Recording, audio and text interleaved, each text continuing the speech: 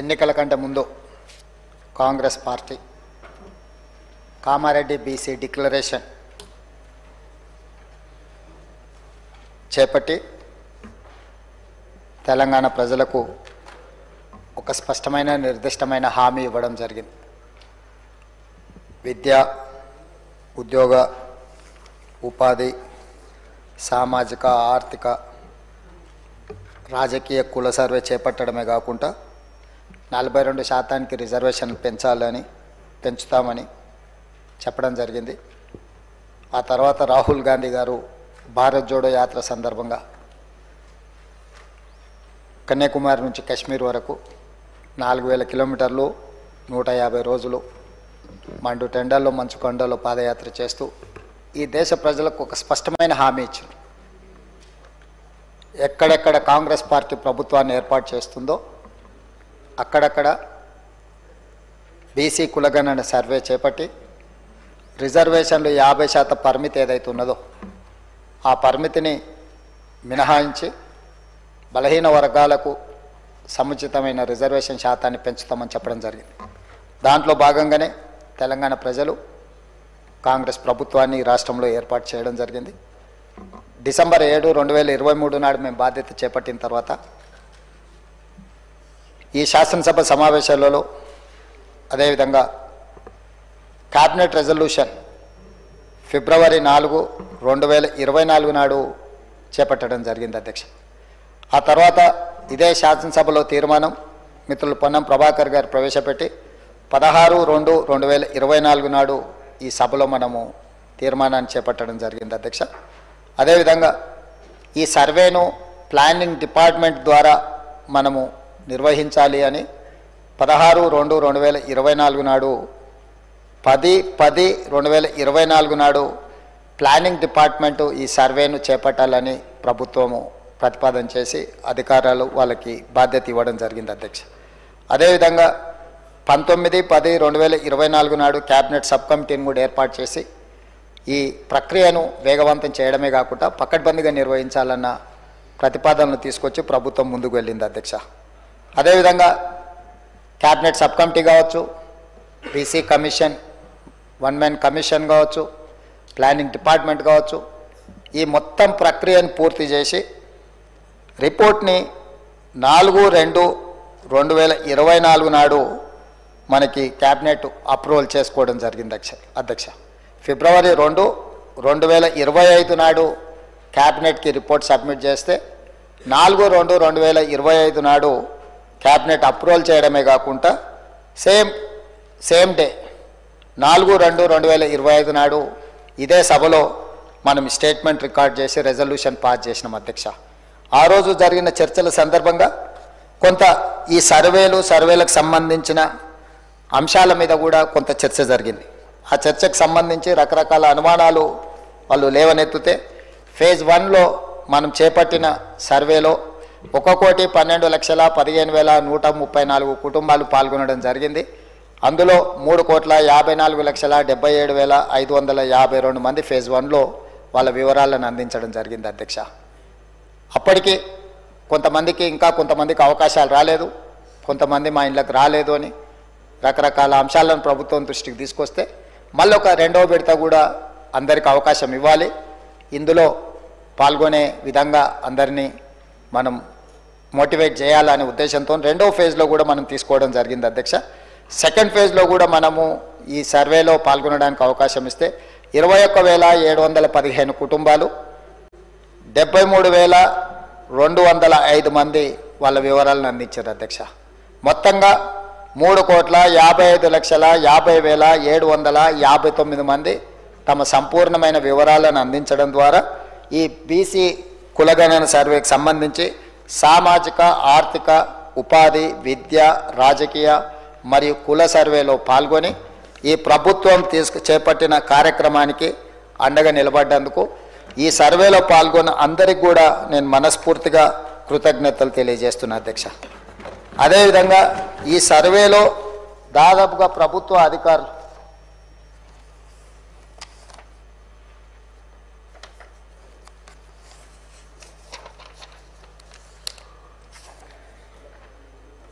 ఈ సర్వేలో ప్రభుత్వ ఫేజ్ 1 ఫేజ్ 2లో ప్రభుత్వ అధికారుల అధ్యక్ష 1,03,889 మంది ప్రభుత్వ సిబ్బంది సర్వేలో పాల్గొన్నారు అధ్యక్ష. 50 రోజులు మొదటి విడత సర్వే చేసినారు. రెండవ విడత దాదాపుగా 14-15 రోజులు సర్వే చేపట్టడం జరిగింది అధ్యక్ష. అదేవిధంగా అధ్యక్ష డేటా ఎంట్రీ ఆపరేటర్లు కూడా 75,604 మంది డేటా ఎంట్రీ ఆపరేటర్లు ఇందులో కంప్యూటరైజ్ చేయడానికి కూడా ఈ సిబ్బంది అంతా పాల్గొన్నారు. చీఫ్ సెక్రటరీ నుంచి ఎన్రోల్మెంట్ అంటే బ్లాక్ ఎన్రోలర్స్ వరకు ప్రతి ఒక్కరూ ఈ కార్యక్రమంలో పాల్గొన్నారు. ఈ సిబ్బందికి అందరికీ కూడా మనస్ఫూర్తిగా నేను అభినందనలు తెలియజేస్తున్నా. వాళ్ళ శ్రమని రాష్ట్ర ప్రభుత్వం గుర్తిస్తుంది అధ్యక్ష. ఈ నేపథ్యంలో మా మంత్రివర్యులు పొన్నం ప్రభాకర్ గారు ఈ సభలో 2 బిల్లులను ప్రవేశపెట్టడం జరిగింది. ఈ 2 బిల్లులకు సంబంధించి మొదటి బిల్లు విద్యా సంస్థలలో సీట్లు మరియు రాష్ట్ర సర్వీసులో నియామకాలు లేదా పదవుల రిజర్వేషన్ బిల్లు. అదేవిధంగా రెండవ బిల్లు గ్రామీణ మరియు పట్టణ స్థానిక సంస్థలలో సీట్ల రిజర్వేషన్ బిల్లు. ఈ రెండిట్లలో 42% రిజర్వేషన్లు పెంచాలి అని చెప్పి రాష్ట్ర ప్రభుత్వం మంత్రివర్గ సభ్యులు పొన్నం ప్రభాకర్ గారు ప్రవేశపెట్టిన ఈ బిల్లులను ఉద్దేశించి సభలో శాసనసభ్యులు విప్ ఆది శ్రీనివాస్ గారు, శాసనసభ్యులు గంగుల కమలాకర్ గారు, Bharatiya Janata party floor leader ఏ మహేశ్వర్ రెడ్డి గారు, టీఆర్ఎస్ శాసనసభ్యులు టి హరీష్ రావు గారు, బీజేపీ శాసనసభ్యులు పాయల శంకర్ గారు, ఎంఐఎం ఫ్లోర్ లీడర్ శాసనసభ్యులు అక్బరుద్దీన్ ఓవైసీ గారు, అదేవిధంగా సిపిఐ శాసనసభ్యులు కూనంనేని సాంబశివరావు గారు, వీళ్ళందరూ కూడా ఈ చర్చలో పాల్గొని ప్రభుత్వం ప్రవేశపెట్టిన 2 ప్రత్యేకమైన బిల్లులను, ఒకటి విద్యా ఉద్యోగాల కోసం 42% రిజర్వేషన్లు పెంచాలనే బిల్లును, అదేవిధంగా రాజకీయంగా కూడా వాళ్ళ రిజర్వేషన్లను 42% పెంచడానికి 2 ప్రత్యేకమైన బిల్లులకు సంపూర్ణంగా మద్దతు పలికినందుకు చర్చలో పాల్గొన్న బీఆర్ఎస్, బీజేపీ, ఎంఐఎం, అదేవిధంగా సిపిఐ పార్టీలకు, ఆ పార్టీ నాయకులకు అందరికీ కూడా ప్రభుత్వం తరఫున అభినందనలు, ధన్యవాదాలు తెలియజేస్తున్నా అధ్యక్ష. ఎందుకంటే ఈ సభ మొత్తం తెలంగాణ 4 కోట్ల సమాజం బలహీన వర్గాలకు సంబంధించిన రిజర్వేషన్ల విషయంలో ఏకాభిప్రాయంతో ఉన్నారు. రాజకీయాలకు అతీతంగా, సిద్ధాంతాలకు అతీతంగా, ఎజెండాలకు అతీతంగా ఈరోజు బలహీన వర్గాలకు అండగా నిలబడ్డామని ఈ సభ ద్వారా ఒక సందేశాన్ని పంపించదలుచుకున్నాం. దానికి సంపూర్ణంగా సహకరించినందుకు సభ్యులందరికీ కూడా మనస్ఫూర్తిగా నేను సభానాయకుడిగా అభినందనలు తెలియజేస్తున్నా అధ్యక్ష. ఈరోజు ఈ చర్చ, ఈ కార్యక్రమం మనందరం కలిసికట్టుగా ఉన్నామని ఒక సందేశాన్ని ఈరోజు సమాజానికి ఇచ్చినాం. అదే సందర్భంలో గత ప్రభుత్వం గతంలో 2017లో ఈ సభలో బిల్లు నెంబర్ 6 ద్వారా ఈ బీసీల రిజర్వేషన్లను 37% సంబంధించి ప్రతిపాదన చేసిండ్రు. దాన్ని గవర్నర్ గారు ప్రెసిడెంట్ అసెంట్ కోసం పంపించున్నారు అధ్యక్ష. ఆ రోజు ప్రతిపాదించిన దాంట్లో బీసీ గ్రూప్ ఏకి 7%, బీసీ బి గ్రూప్కి 10%, బీసీ సి గ్రూప్కి 1%, బీసీ డి గ్రూప్కి 7%, బీసీ గ్రూప్ ఈకి 12%, టోటల్గా 37% రిజర్వేషన్లను పెంచాలి అని గత ప్రభుత్వం ప్రతిపాదించింది. ఈరోజు ఈ ప్రతిపాదనను మనం, ఎందుకంటే రాష్ట్రపతి ఆమోదం కోసం గవర్నర్ గారు పంపించింది కాబట్టి ఇది అక్కడ పెండింగ్లో ఉన్నప్పుడు మనం కొత్త రిజర్వేషన్లకు సంబంధించిన ఏ ప్రతిపాదన చేసినా కూడా అది సాంకేతిక పరంగా, న్యాయపరంగా చిక్కులను సృష్టించే అవకాశం ఉంది. కాబట్టి ఈ ప్రతిపాదనని కూడా మనం ఉపసంహరించుకుంటూ నూతనంగా బీసీల రిజర్వేషన్లు 42% పెంచాలని ఏదైతే ప్రతిపాదన చేసినామో ఇవన్నీ కూడా ఈ సభ ఆమోదం పొందినందుకు నేను మనస్ఫూర్తిగా సభ్యులందరినీ అభినందిస్తున్నా అధ్యక్ష. బలహీన వర్గాలకు సంబంధించిన కులగణన గురించి చాలా సంవత్సరాల నుంచి చర్చ జరుగుతుంది. మొట్టమొదట స్వతంత్రం రాకంటే ముందు 1931లో బ్రిటిషర్స్ ఉన్నప్పుడు ఈ కులగణన దేశవ్యాప్తంగా చేయడం జరిగింది. ఆ తర్వాత మండల్ కమిషన్, ప్రధానంగా నాడు శ్రీమతి ఇందిరాగాంధీ గారు మండల్ కమిషన్ను నియమించి బీసీలకు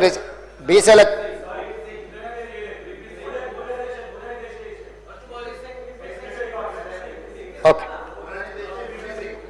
సార్, విపి సింగ్ గారు దాన్ని అమలు చేయడానికి వచ్చారు. మొట్టమొదట 1917 1 మినిట్ మొట్టమొదట 1979లో ఈ మండల్ కమిషన్ను నియమించి ఆ మండల్ కమిషన్ ఒక రికమెండేషన్స్ని ఇచ్చింది.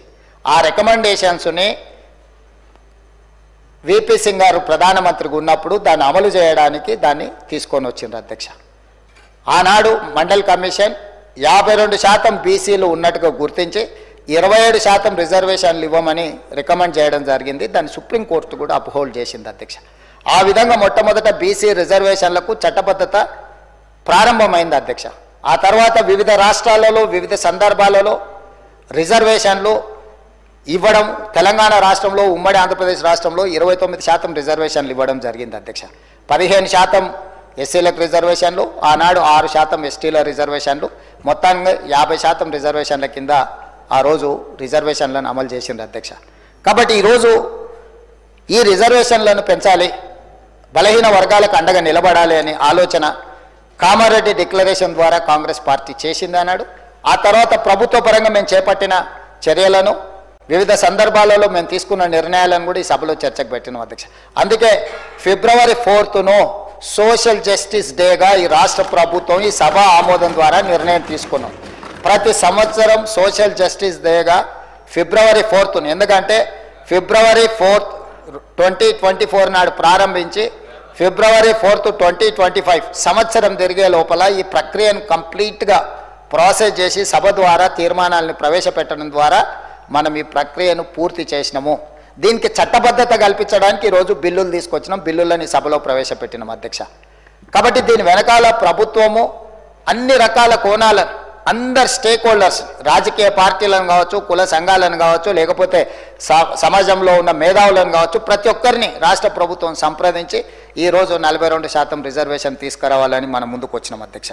కాబట్టి ఈరోజు నా విజ్ఞప్తి ఒకటే, చాలామంది సభ్యులు చాలా విషయాలు మాట్లాడినరు, బడ్జెట్ విషయాలు మాట్లాడినరు, ఇతర రిజర్వేషన్ల గురించి మాట్లాడినరు, ఇతర నిధుల గురించి మాట్లాడినరు, చాలా అంశాలను ప్రస్తావించింది. సరే, నేను రాజకీయ అంశాల జోలికి నేను వెళ్ళదపంగా సభానాయకుడిగా నేను రాజకీయమైన అంశాలను ప్రస్తావిస్తే ఇది వివాదానికి దారితీస్తుంది.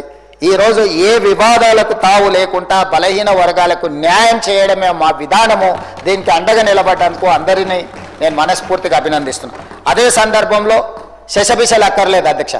సభానాయకుడిగా 42% రిజర్వేషన్లు విద్యా ఉద్యోగాలలో రాజకీయపరమైన రిజర్వేషన్లను సాధించడానికి నేను నాయకత్వం వహిస్తా. ఈ సభానాయకుడిగా నేను మాటిస్తున్న బలహీన వర్గాలకు, తెలంగాణ రాష్ట్రంలో ఉన్న వాళ్లకు ఈ రిజర్వేషన్లు సాధించడానికి నేను నాయకత్వం వహిస్తా. అన్ని పార్టీలను కలుపుకొని వెళ్తాను. ప్రధాన ప్రతిపక్ష నాయకుడు కల్వకుంట్ల చంద్రశేఖరరావు గారికి కూడా నేను విజ్ఞప్తి చేస్తున్నా, మనందరం కలిసికట్టుగా భారతీయ జనతా పార్టీ నాయకులు, ఇక్కడ సభానాయకుడుగా ఉన్న మహేశ్వర్ రెడ్డి గారిని, ఎంఐఎం పార్టీ నాయకుడు ఉన్న అక్బరుద్దీన్ ఓవైసీ గారిని, మిత్రుడు సాంబశివరావు గారిని, సిపిఐ నాయకులను, వీళ్ళనే కాకుండా రాజకీయ పార్టీలకు కూడా నేను విజ్ఞప్తి చేస్తున్నా, మనందరం కలిసికట్టుగా కేంద్ర ప్రభుత్వం దగ్గరికి, ప్రధానమంత్రి దగ్గరికి వెళ్దాం, చట్టాన్ని సవరించుకుందాం. ఈ చట్టాలన్నీ కూడా పరిపాలన సౌలభ్యం కోసం మనం చేసుకున్న చట్టాలే. 100 పైగా మనము రాజ్యాంగ సవరణలను చేసుకున్నాం ప్రజలకు మేలు చేయడం కోసం. కాబట్టి ఈరోజు అవసరమైతే రాజ్యాంగ సవరణ అయినా చేపట్టడం ద్వారా బలహీన వర్గాలకు విద్యా ఉపాధి అవకాశాలలో, అదేవిధంగా రాజకీయ అవకాశాలలో 42% పెంచడానికి అవసరమైన చట్టపరమైన చర్యలు అన్నిటిని కూడా మనం తీసుకోవాలి. దీనికి సంబంధించి మనం ఎవరము ఒకరు విభేదించుకోవాల్సిన అవసరం లేదు, ఇందులో ఒకరినొకరు విమర్శించుకోవాల్సిన అవసరం లేదు. మనందరి అభిప్రాయం ఒకటే అయినప్పుడు, మనందరం ఇందులో అనుకూలంగా ఉన్నప్పుడు ఈరోజు ఇంకా ఇది సాధించుకోక ఎందుకు అవుతుంది అధ్యక్ష? మనందరం కలిసికట్టుగా ప్రధానమంత్రి గారి దగ్గరికి వెళ్దాం. పార్లమెంట్ జరుగుతుంది, బడ్జెట్ సమావేశాలు ఉన్నాయి. మనం వీలైనంత తొందరగా మిత్రులు పాయల శంకర్ గారిని, మహేశ్వర్ రెడ్డి గారిని, అదేవిధంగా కేంద్ర మంత్రి కిషన్ రెడ్డి గారిని, బండి సంజయ్ గారికి కూడా నేను విజ్ఞప్తి చేస్తున్నా, నరేంద్ర మోడీ గారి అపాయింట్మెంట్ ఇప్పించండి. ఎంబడే నేను చీఫ్ సెక్రటరీ గారికి, అధికారులకు కూడా నేను ఆదేశాలు ఇస్తున్నా, ప్రధానమంత్రి గారి అపాయింట్మెంట్కు లేఖ పెట్టండి. ఆ కాపీని మన ఈ రాష్ట్రంలో ఉన్న భారతీయ జనతా పార్టీ నాయకులకు ఒక కాపీని కూడా మార్క్ చేయండి. తక్షణమే మనం ప్రధానమంత్రి గారిని కలిసి చట్టసభలలో బలహీన వర్గాల యొక్క రిజర్వేషన్లను మార్పులు చేయడానికి, పెంచడానికి, అవసరమైన సవరణలు చేయడానికి వారిని ముందుకు నాయకత్వం వహించాల్సిందిగా మోడీ గారి దగ్గరికి తీసుకువెళ్లాల్సిందిగా నేను వారికి విజ్ఞప్తి చేస్తున్నాను. అదే సందర్భంలో ప్రధాన ప్రతిపక్ష నాయకుడైన శ్రీ రాహుల్ గాంధీ గారి దగ్గర నేను సమయం తీసుకుంటున్నాను, నేను బాధ్యత తీసుకుంటా. మా పార్టీ అధ్యక్షుడు మహేష్ గౌడ్ గారిని, శాసనమండలి సభ్యులకు కూడా నేను విజ్ఞప్తి చేస్తా. ప్రధాన ప్రతిపక్ష నాయకుడిని కూడా కలిసి పార్లమెంట్లో ఈ అంశాన్ని ప్రస్తావించడం ద్వారా కేంద్ర ప్రభుత్వాన్ని ఇందుకు సహకరించే విధంగా వారిని కూడా విజ్ఞప్తి చేసేటట్టు రాహుల్ గాంధీ గారిని కూడా కలుద్దాం. రాహుల్ గాంధీ గారిని కల్పించే బాధ్యత మహేష్ కుమార్ గౌడ్ గారికి, కాంగ్రెస్ పార్టీ అధ్యక్షుడికి నేను సూచన విజ్ఞప్తి చేస్తున్నా. వారిని కూడా సమయం తీసుకోవాల్సిందిగా ఈ అంశాన్ని ఈ పార్లమెంట్ బడ్జెట్ సమావేశాలలోనే దీన్ని ఆమోదించే విధంగా మనందరం కూడా ముందుకు వెళ్దాం అధ్యక్ష. ఎందుకంటే చాలా సంవత్సరాలు 100 సంవత్సరాల నుంచి వాయిదా పడుతున్న విషయం. స్వతంత్రం వచ్చినప్పటి నుంచి కూడా బలహీన వర్గాలు ఇవాళ మా లెక్కెంతో చెప్పండి అంటారు. ఎప్పుడు కూడా సుప్రీంకోర్టు ఎప్పుడు కూడా ఎందుకు రిజర్వేషన్లు 50% పెంచొద్దు అన్నదంటే మీరు ఎంత జనాభా ఉన్నారో ఆ లెక్క తెలియకుండా మీరు రిజర్వేషన్లు ఇవ్వడానికి వీలు లేదు అన్నారు. ఈరోజు భారతదేశంలోనే మొట్టమొదటిసారి ఒక స్పష్టంగా పారదర్శకంగా తెలంగాణ రాష్ట్ర ప్రభుత్వం మొదటి రాష్ట్రంగా కులగణన, సామాజిక, ఆర్థిక, అదేవిధంగా ఉపాధి, విద్య, రాజకీయ కుల సర్వేను పారదర్శకంగా ప్రజలందరినీ భాగస్వాములను చేసి ప్రభుత్వం ఒక పకడ్బందీ సర్వే చేసింది, లెక్కలు తెచ్చింది. కాబట్టి ఈ లెక్కలు 100% కరెక్ట్ అధ్యక్ష. సభానాయకుడిగా నేను మాట ఇస్తున్నా, 100% ఈ లెక్క కరెక్టు. ఈరోజు ఈ లెక్కల ప్రకారం 56.36% బలహీన వర్గాల లెక్క తేలింది. ఆ 56.36% ఉన్న బలహీన వర్గాలకు 42% విద్యా ఉద్యోగాలలో అదేవిధంగా రాజకీయాలలో రిజర్వేషన్లు ఇవ్వాలి అని చెప్పి ఈరోజు తీర్మానం చేస్తున్నాం. ఆ తీర్మానాన్ని ఈరోజు ఈ బిల్లు ఈరోజు సభలో ప్రవేశపెట్టిన ఇది తీర్మానం కాదు అధ్యక్ష, ఇది బిల్లు, చట్టబద్ధత కల్పిస్తున్నాం. గతంలోనే మనము తీర్మానం చేసుకున్నాం, రెజల్యూషన్స్ పాస్ చేసి పంపించినాం గవర్నమెంట్ ఆఫ్ ఇండియాకు, ప్రైమ్ మినిస్టర్. ఇప్పుడు చట్టం చేసినాం. గతంలో కూడా 2017లో గత ప్రభుత్వం 37% బలహీన వర్గాల రిజర్వేషన్ల కోసం 37% రిజర్వేషన్లు పెంచండి అని చట్టం చేసిండు. ఆ చట్టం గవర్నర్ గారు ప్రెసిడెంట్ అసెంట్ కోసం పంపించారు. అది అక్కడ పెండింగ్ ఉన్నప్పుడు ఇంకొక చట్టాన్ని మనం చేసినప్పుడు కొంత న్యాయపరమైన చిక్కులు ఉంటాయి కాబట్టి వాటిని ఉపసంహరించుకొని కొత్త ప్రతిపాదన మనం తీసుకొచ్చినాం. ఈ ప్రతిపాదన ప్రకారం మనం రిజర్వేషన్లు పెంచుకోవాలి. ఇప్పుడు అక్కడ పార్లమెంటు కూడా సమావేశాలు జరుగుతున్నాయి కాబట్టి పార్లమెంట్లో దీన్ని ఆమోదింపజేసుకోవాల్సిన బాధ్యత ఈ సభలో ఉన్న సభ్యులందరికీ, ఈ రాష్ట్రంలో ఉన్న రాజకీయ పార్టీలకు అన్నిటికీ కూడా ఉన్నది. తప్పకుండా దీన్ని సాధించుకుందాం. సాధించుకునే వరకు దీన్ని విశ్రమించేది లేదు. సాధించడానికి అవసరమైన నాయకత్వాన్ని వహించడానికి మేము సిద్ధంగా ఉన్నాం. కామారెడ్డి తీర్మానానికి మేము కట్టుబడి ఉన్నాం. మిగతా విషయాలు మిత్రులు చాలామంది చాలా అంశాలు లేవనెత్తిన, ముఖ్యంగా పాయల శంకర్ గారు చాలా విషయాలు, వారి ఆవేదన, వారి ఆలోచన, అదేవిధంగా హరీష్ రావు గారు, గంగ్ల కమలాకర్ గారు వివిధ అంశాలను, అదేవిధంగా అక్బరుద్దీన్ ఓవైసీ గారు కూడా చాలా విషయాలను ప్రస్తావించారు. ఏ విధంగా బలహీన వర్గాలను బలోపేతం చేయాలనో, వీళ్ళు బలహీన పాలితులు కాదు పాలకులుగా వీళ్ళని ఎట్లా మార్చాలని వాళ్ళు సూచనలు చేసిండ్రో తప్పకుండా ఆ కార్యాచరణ ముందుకు వెళ్దాం. ఇంతకుముందు కూనంనేని సాంబశివరావు గారు చెప్పినట్టు ఈసారి వచ్చిన 4 శాసనమండలి సభ్యులు 4 SC ST BCలకే మేము ఇవ్వడం జరిగింది. వీళ్ళ ఎక్కడో ఒక దగ్గర మొదలవ్వాలి, దాన్ని ముందుకు తీసుకెళ్తున్నాం. ఆ ముందుకు తీసుకెళ్లే క్రమంలో ఈ సభ అంతా అండగా నిలబడ్డందుకు, అదేవిధంగా బడ్జెట్ గురించి కూడా చాలా విషయాలు పెట్టి కేంద్ర ప్రభుత్వం ఈసారి 50,65,000 కోట్ల రూపాయల బడ్జెట్ ప్రవేశపెట్టింది. ఇందులో మా పాయల శంకర్ గారికి మోడీ గారి దగ్గర మంచి ఇన్ఫ్లుయెన్స్ ఉన్నది. వారు దీంట్లో 56% బలహీన వర్గాలకు ఈ 50,65,000 కోట్ల బడ్జెట్ ఈ సంవత్సరం ఏదైతుందో అందులో కేటాయించేటట్టు పాయల శంకర్ గారు ప్రయత్నం చేయాలి. తెలంగాణ రాష్ట్రానికి కూడా ఎంత వస్తుందో ఆ లెక్క ప్రకారం వాటిని కూడా తెలంగాణ రాష్ట్రానికి ఇప్పించవలసిందిగా కోరుకుంటూ ఈ చర్చలో పాల్గొని ప్రభుత్వానికి అండగా నిలబడ్డ అందరికీ మరొక్కసారి మనస్ఫూర్తిగా ధన్యవాదాలు తెలియజేస్తున్నా అధ్యక్ష. ఇది కీలకమైన అంశం. తమరు అనుమతిస్తే ఇంకా బలహీన వర్గాల శాసనసభ్యులు కానీ ఇతరులు ఎవరైనా ఈ చర్చలో పాల్గొంటన్నా కూడా వాళ్ళందరికీ తమరు అనుమతిస్తే అవకాశం ఇవ్వచ్చు. ముఖ్యమంత్రి గారు మాట్లాడినారు కాబట్టి మిగతా వాళ్ళకి అవకాశాలు ఇవ్వద్దన్న ఆలోచన మాకేం లేదు అధ్యక్ష. నేను కూడా ఒక సభ్యుడిగా నా అభిప్రాయాన్ని ఈ సభలో మీ ముందు ఉంచిన, మిగతా సభ్యులకు ఎవరికైనా కూడా ఇందులో చర్చలో పాల్గొనాలని ఉంటే వాళ్ళకి అవకాశం ఇవ్వండి. మా మంత్రి గారు ఎక్కడ ఉన్నారు, తప్పకుండా మంత్రి గారు వాటికి సమాధానాలు ఇస్తారు. ఏదేమైనా ఈ సభలో ఒక మంచి సాంప్రదాయానికి ఈరోజు మనందరం కూడా నాంది పలికినాం. ఈ మంచి సాంప్రదాయం ప్రకారం బలహీన వర్గాలకు 42% రిజర్వేషన్లు రావాలని ప్రగాఢంగా మనస్ఫూర్తిగా కోరుకుంటున్నాను. ధన్యవాదాలు అధ్యక్ష.